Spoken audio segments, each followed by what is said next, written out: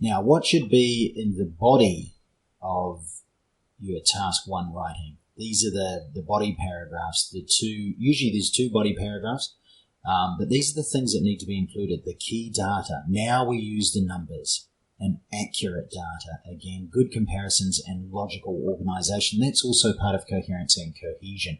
So as we see the paragraphs coming up, we're focusing on the blue parts there now. So what we're going to do is, you've already seen the introductions, so we'll be focusing on what should be in the body for your task achievement mark.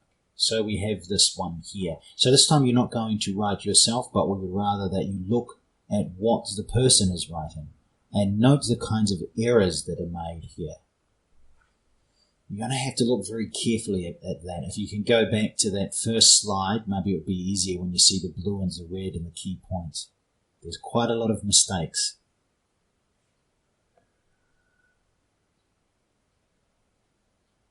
And here they are, lots of inaccurate data.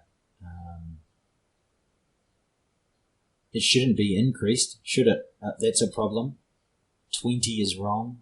Over 2,000. Well, these are all mistakes, everything we're seeing in red here. So pause a little bit now. Hopefully you've noticed them already, but how would you correct them?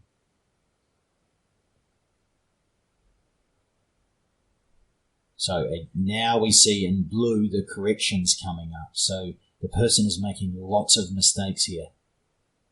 And part of that reason will be because of not doing the pre-writing.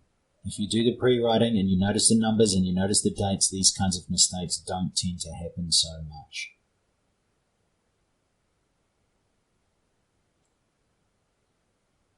Now, how about in this task achievement here? Why do you think this person will get a good mark for their organization, which is part of task achievement and also coherency and cohesion? What do you think is good about this organization of data?